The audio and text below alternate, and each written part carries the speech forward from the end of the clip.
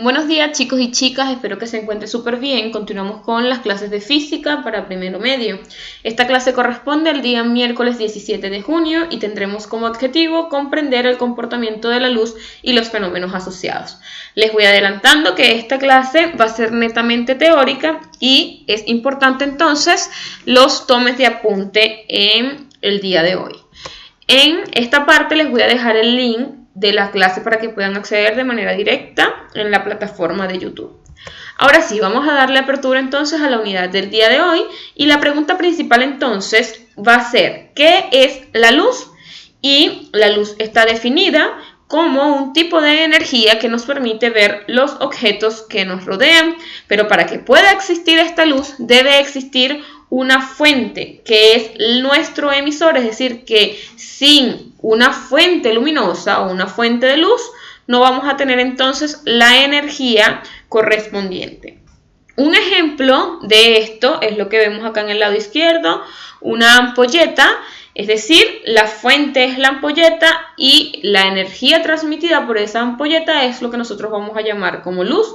Y por ser una energía, esta también puede ser transformada en otro tipo de energía, como por ejemplo, tenemos acá una estufa que de manera luminosa nos da energía, ¿sí? Y a su vez esta es transformada en energía calórica. Y así como este ejemplo podemos encontrar muchos ejemplos más sobre la transformación de la energía luminosa. Ahora, vamos a entrar entonces, ya sabemos que para que exista la luz tiene que existir fuentes, ¿sí? Y estas fuentes tienen diversas clasificaciones. Vamos a trabajar dos clasificaciones.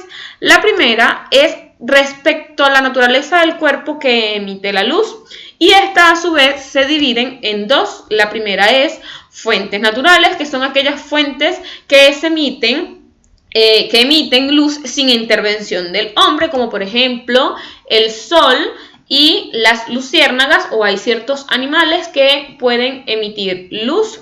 La segunda clasificación dentro de esta principal clasificación que tenemos acá en la parte de arriba son las fuentes artificiales, que son aquellas creadas por el hombre, como por ejemplo las ampolletas y las velas.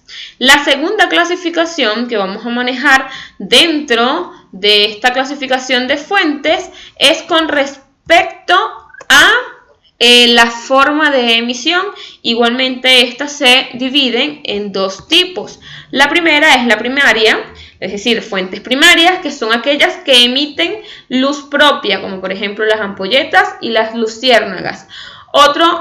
La otra clasificación con respecto a la forma de emisión es las fuentes secundarias, que son aquellas que van a reflejar la luz emitida por una fuente primaria o por algún otro objeto que pueda emitir luz. Y un ejemplo de este tipo de clasificación es la luna, porque él nos refleja la luz emitida por el sol, y esta bola de disco, que si usted no le emite algún tipo de luz, ella por sí sola no va a reflejar, sino que tiene que tener presencia de una fuente primaria, o debe estar presente una fuente primaria. Bien, entonces ya tenemos las dos clasificaciones, según la naturaleza de la fuente y según la forma de emisión, y cada una se divide en dos, como ya los mencionamos.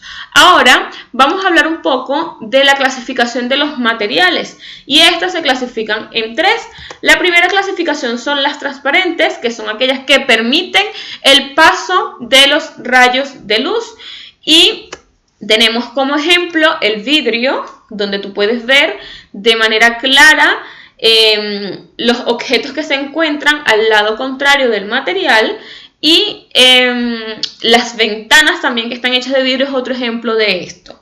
La segunda clasificación de los materiales son los materiales translúcidos, donde si bien es cierto hay paso de luz, pero no en su totalidad.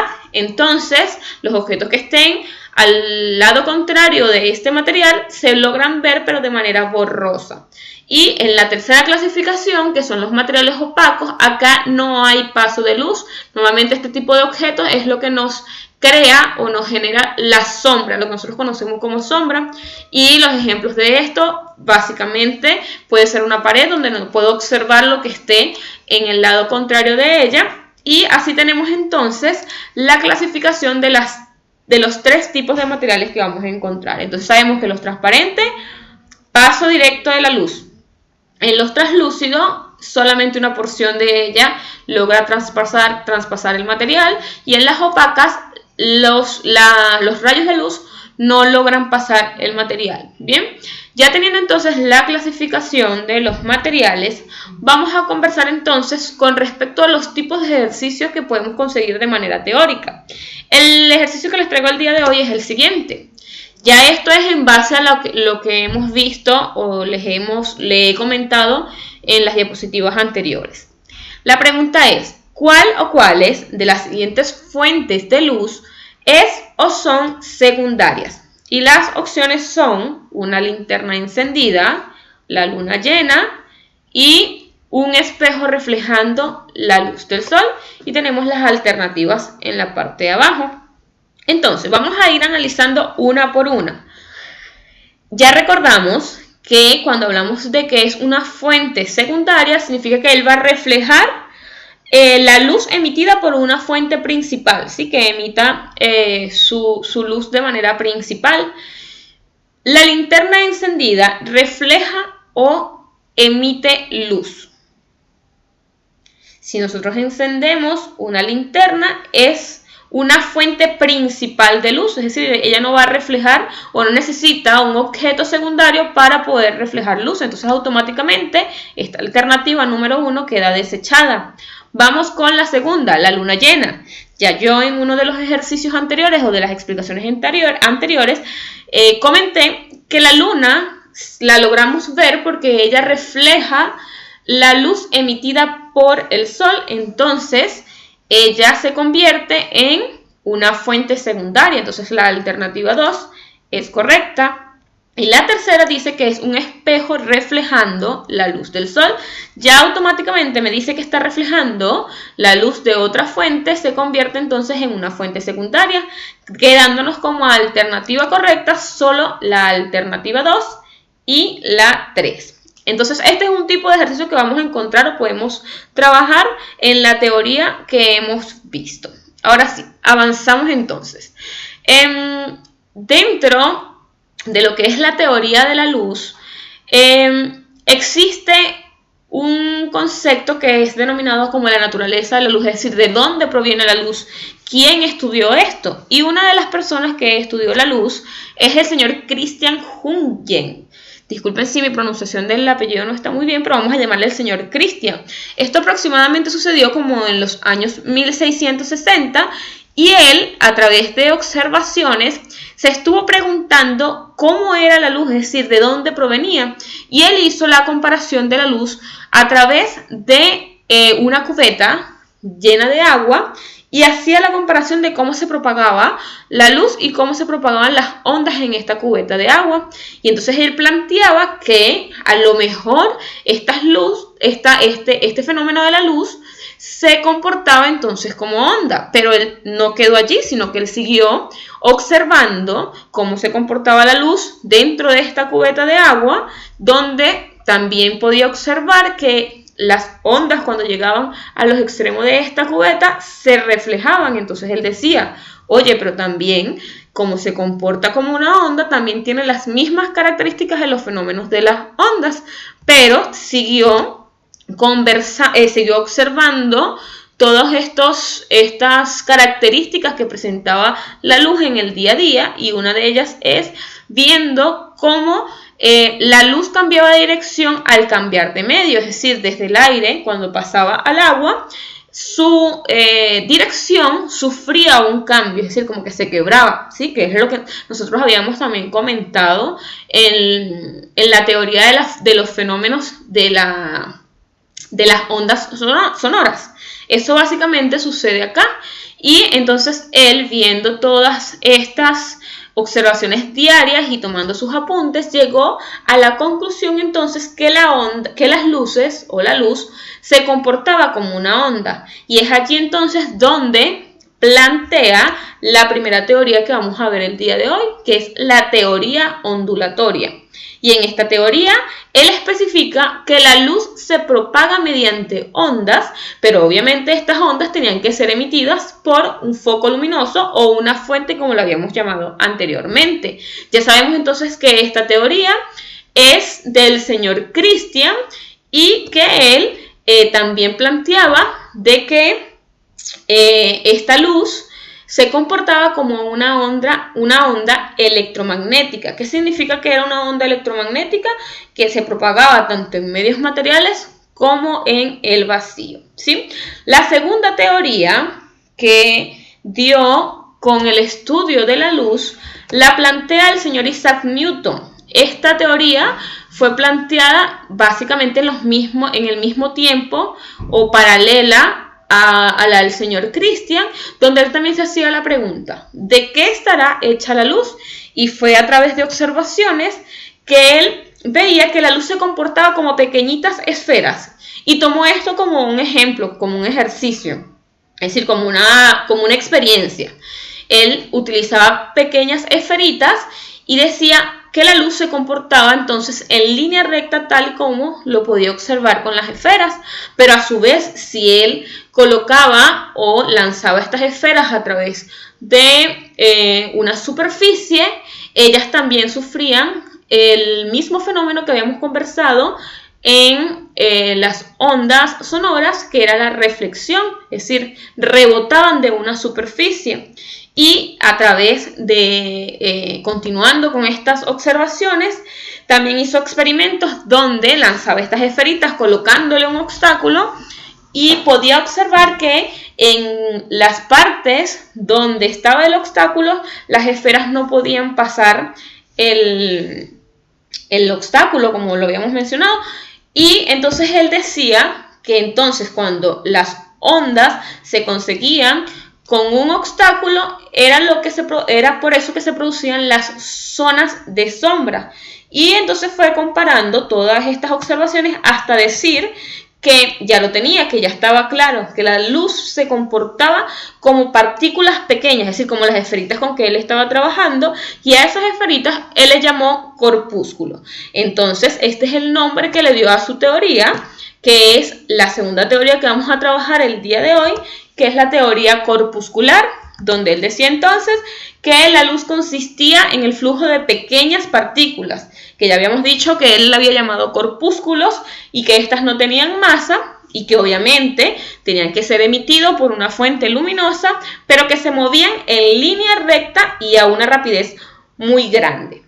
Entonces ya sabemos que esa teoría pertenece al señor Isaac Newton y también él planteó, como lo habíamos visto en los ejercicios anteriores o en las experiencias anteriores, que estos fotones o estas partículas pequeñas eran capaces de atravesar solamente aquellos cuerpos transparentes y así era que lográbamos ver que existía detrás de ese material transparente, pero que en aquellos cuerpos opacos estos corpúsculos no lograban pasar, sino que rebotaban de esa superficie, ¿sí? Entonces, cuando rebotaba es allí donde sale o es donde podemos notar que es la parte de sombra que se pueda generar por un cuerpo opaco. La tercera teoría, que esta es una teoría que es como una combinación, porque es la teoría dual. En esta teoría se planteaba que la luz se puede comportar tanto como una partícula como una onda. Entonces, esta teoría surge de la recopilación de varias investigaciones. Es por esto que no tiene un científico en específico que lo haya propuesto, porque fue reuniéndose para plantearse en base a los experimentos o teorías de otros científicos.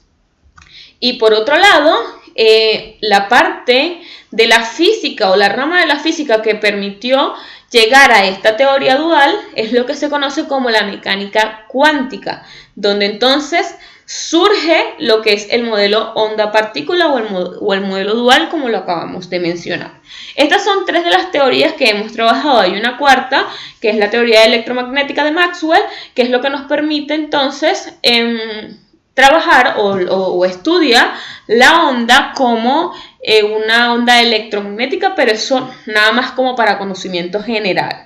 Pero básicamente vamos a trabajar con estas tres. Ok. Como les había mencionado entonces, si vamos a ver la luz como una onda, las características de estas ondas eran las siguientes. Era una onda electromagnética. ¿Qué significa esto? Que se propaga tanto en materiales como en el vacío y es una onda transversal. Esta luz tiene una velocidad de propagación y en medios transparentes y en medios homogéneos, la luz se comporta o se propaga de manera rectilínea o en una línea recta, como lo pueden ver en las gráficas que tenemos acá en los dibujos. Bien, seguimos avanzando. Ya cuando se estudia la parte de la luz, surge dentro de la teoría de Maxwell lo que es el espectro electromagnético, es decir, esa cantidad de onda que puede transportar energía, pero nosotros solamente podemos ver un rango chiquitito de ese espectro, que es este que tenemos acá de entre los 10 a la 14 Hz y los 10 a la 15 Hz, que es decir, la frecuencia. Este tramo que está acá es lo que nosotros podemos ver, que incluye los colores del arco iris. El resto de las ondas electromagnéticas que estén fuera o en los extremos de este espectro no pueden ser visibles al ojo humano, pero eso no significa que no exista. Por eso es que de allí surge lo que son los rayos ultravioleta, los rayos X, los rayos gamma, que son aquellos que tienen alta frecuencia, y los que tienen baja frecuencia, que son las ondas de las radios, de la TV, de los microondas y los infrarrojos. ¿Qué podemos decir entonces de esto? Que cuando estemos hablando de que es alta frecuencia, significa entonces que la longitud de onda es menor. ¿Qué es alta frecuencia? Que tiene muchas ondas, ¿sí? ¿Recuerdan la teoría y los ejercicios y las fórmulas de frecuencia? Es decir, que cuando tiene muchas ondas, significa que entonces la frecuencia va a ser mayor. ¿Y la longitud de onda qué va a ser? La distancia que existe entre valle y valle o cresta y cresta. Es decir, que esta distancia va a ser mucho menor cuando la frecuencia es mayor. Pero cuando tenemos frecuencias bajas, si se dan cuenta entonces, la longitud de onda va a ser mucho mayor. Ahora, hablando entonces del espectro electromagnético, sabemos que dentro de ese espectro hay un tramo chiquitito que es el que nosotros podemos observar, que es la luz visible. No sé si no se los había comentado, pero hay una parte de la luz visible donde cuando combinamos todos estos colores surge lo que es el color blanco, porque el color blanco no es un color único, sino es la combinación de todo este espectro, visible. Es decir, la combinación de todos estos colores es lo que me va a dar la luz visible, que es la luz blanca. Entonces, a modo de representación numérica, sabemos entonces que aquellos colores que tengan una frecuencia alta, su longitud de onda va a ser menor. Y tenemos entonces acá la frecuencia de cada uno de los colores que corresponde el espectro visible, donde esta unidad de medida, nosotros sabemos que Hertz es la unidad de frecuencia, pero cuando está acompañada con esta T, significa que es terahertz, que es por 10 a la 12. Y cuando estemos hablando con este nanómetro, nosotros sabemos que M es metro, pero con esta N es por 10 a la menos 29. Entonces les dejo esto por acá para que verifiquen o tomen los apuntes sobre los valores de la frecuencia y la longitud de onda que están dentro del espectro visible. Ok, seguimos. La luz, obviamente, va a tener o va a presentar distintos fenómenos, que ya lo vamos a ir viendo también más adelante. Y estos fenómenos son muy parecidos a los que hemos visto, hemos trabajado en la teoría de las ondas y las ondas sonoras. Recuerden que había reflexión, refracción, difracción. Muchos de esos fenómenos cumplen o están presentes dentro del fenómeno de la luz. Y uno de ellos es la transmisión, ¿sí? Es decir, cuando pasa de un medio a otro. Y la luz, dependiendo del medio, va a tener su velocidad, igualmente como cuando trabajamos sonido. Es decir, cada medio tiene una velocidad en específica. Y la luz no está distinto a eso. Maneja esas mismas características. Entonces, podemos decir que la luz viaja más lento en los medios que son más densos. Y tenemos acá entonces un cuadro donde la luz en el vacío, que es un valor teórico, igualmente cuando hablábamos del sonido, cuál era la velocidad del sonido en el aire, es un valor teórico que si el ejercicio no se lo daba, usted tenía que conocerlo. De igual forma vamos a trabajar con la luz. La luz tiene un valor teórico en el vacío de 300 kilómetros sobre segundos. En el aire es aproximadamente lo mismo, que serían los mismos 300 kilómetros sobre segundos. En el agua podemos ver que es 226.000 kilómetros sobre segundo y en el diamante es 124.000 kilómetros sobre segundo. ¿Por qué les coloco esta tablita? Porque cuando nos toca hacer los ejercicios, quizás nos dicen que la luz se propaga en el aire, pero no me dan el valor de la velocidad en el aire. Entonces yo ya sé cuál es el valor teórico de esa velocidad de la luz en el aire. Igualmente con el agua, que son los medios que más se utilizan a la hora de trabajar un ejercicio. Ya cuando es un medio un poco más complejo, el enunciado te debería dar entonces cuál es la velocidad en ese medio. Entonces, ya sabemos que la luz es una onda electromagnética y que siempre cuando estemos hablando en el aire va a trabajarse o va a propagarse con la misma velocidad. Esta velocidad es lo que en la teoría se conoce como C. Es decir, cuando usted vea C en los ejercicios, automáticamente usted sabe que eso tiene que ser sustituido por el valor teórico de la velocidad de la luz en el vacío, que puede ser dependiendo del sistema que estemos trabajando, el sistema de unidades que estemos trabajando, puede utilizar 3 por 10 a la 8 metros sobre segundos o la que ya le había mencionado, que sería 300.000 kilómetros sobre segundos. ¿Cuál va a ser la variante cuando voy a utilizar esto y cuando voy a utilizar esta? Cuando mis datos estén en metros, yo sé entonces que voy a ocupar aquel valor de la velocidad de la luz en el sonido que esté en metros. Y si tengo datos que estén en kilómetros, entonces sé que el valor que voy a utilizar para ese ejercicio es el valor que esté expresado en kilómetros, que serían los 300.000. Bien, ¿queda claro esto entonces? Porque es importante que sepan identificar cuándo van a utilizar cada uno de los valores. Y también que usted anote por allí que la velocidad máxima que puede alcanzar la luz es la velocidad en el vacío, que la vamos a designar o la vamos a llamar entonces con la letra C. Esto anótelo, subráyelo, guárdelo, remárquelo, porque lo vamos a ocupar muchísimo, porque a veces te voy a colocar ¿cuánto es 5 por C? Y usted sabe que C tiene un valor en específico, por hacer un ejemplo. Entonces, para que sepa la importancia de conocer estos valores. Ok. Entonces podemos hablar de que la velocidad de la luz en el vacío va a ser independiente de la frecuencia de la onda, es decir, porque van a ser valores constantes. Y eso sería como todo lo que vamos a trabajar el día de hoy, es decir, la parte teórica que vamos a trabajar el día de hoy, para no avanzar tanto y abarrotarlos tanto de información. Pero entonces quiero hacer el cierre tomando aquellos ciertos puntos que van a ser claves en esta unidad.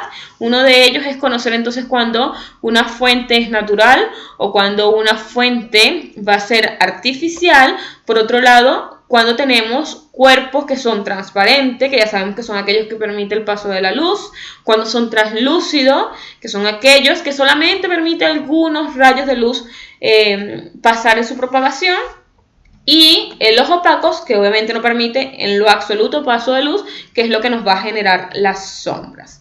Y lo otro que tenemos que tener claro y recordar siempre entonces que son las 3 teorías que trabajamos el día de hoy sobre la creación de la luz, que era, o el estudio de la luz, mejor dicho, porque ya la luz estaba creada, que era la teoría ondulatoria, donde sabemos que la luz se propaga, o plantea que la luz se propaga como una onda, la teoría corpuscular, que nos va a indicar entonces que la luz se va a propagar como pequeñas partículas o corpúsculos, y por último la teoría dual, que es la combinación de ambas teorías. Entonces eso es todo por hoy, espero que tengan un excelente día, un beso, se me cuidan y feliz tarde.